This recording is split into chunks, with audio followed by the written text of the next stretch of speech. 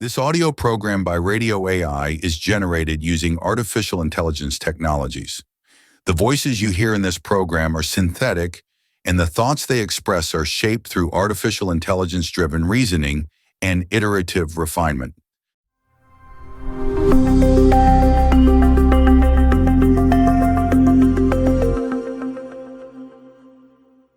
Welcome to Radio AI and to the Deep Dive. We're here to unpack fascinating topics, making sense of the world around us. Today, we're looking at something often seen as, well, rock solid.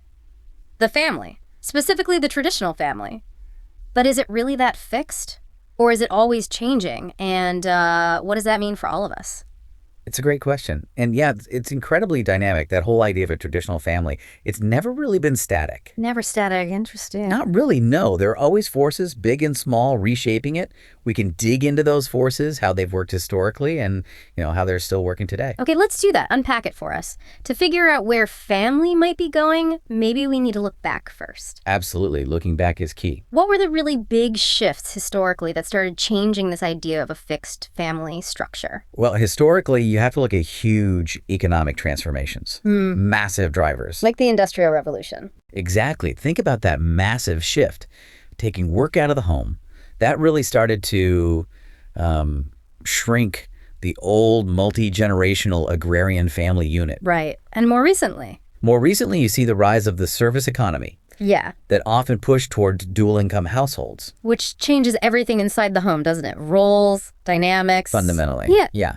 But it's not just economics, of course. Right. I was going to ask, what else is mixing things up?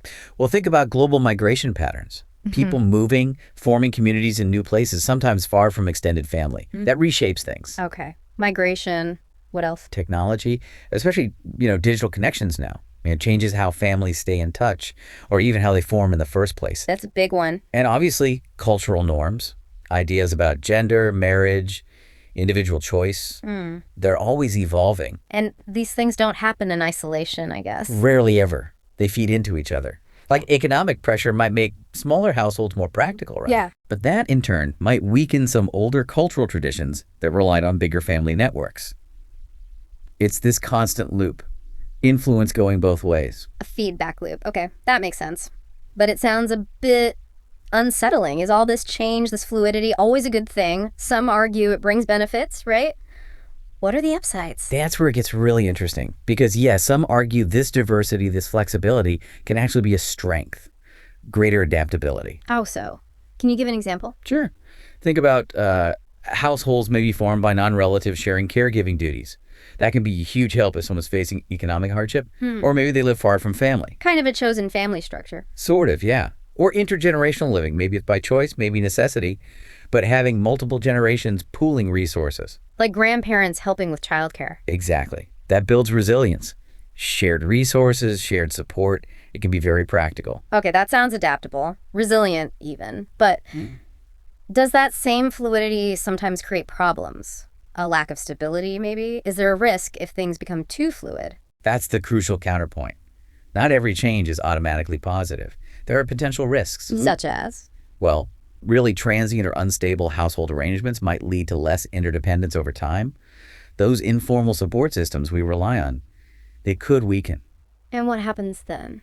It could potentially erode trust within a community, maybe make it harder to respond collectively to local problems, or even just reduce that informal mentoring young people often get from extended family or neighbors. So it could even create instability across generations. It's possible, yeah. A sort of negative feedback loop in some cases. So this really challenges how we think about stability.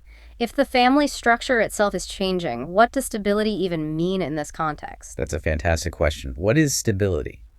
Is it about keeping the same structure, predictable roles? Or is it more about the function, like ensuring care and support happen reliably even if the who and how changes? So societies are trying to keep the function, like mutual support, but maybe changing the form. Often, yes. They're balancing preservation of function with reconfiguration of relationships. You mentioned mutual support. That could mean mutual aid, like sharing childcare, lending money informally. Tangible stuff. Right. And also emotional security, that feeling of safety, belonging, trust within those relationships. That's key too. So how do we even know if these newer forms are working? How do we measure success? That's tricky. We could look at indicators, maybe frequency of contact between generations, or how broad someone's support network is. Or how well people are cared for during tough times. Exactly. Consistency of care in a crisis. Yeah. But here's the fascinating part. What counts as success can really vary culture by culture. How so? Well, in some cultures, frequent face-to-face contact might be seen as essential for family connection. In others, maybe regular digital communication feels perfectly adequate. So our underlying values shape how we even judge these things. Deeply. Our values and ideologies don't just shape what kind of family we prefer, but also the very benchmarks we use to decide if it's working or successful. It's not just about the structure, but what that structure achieves for its members.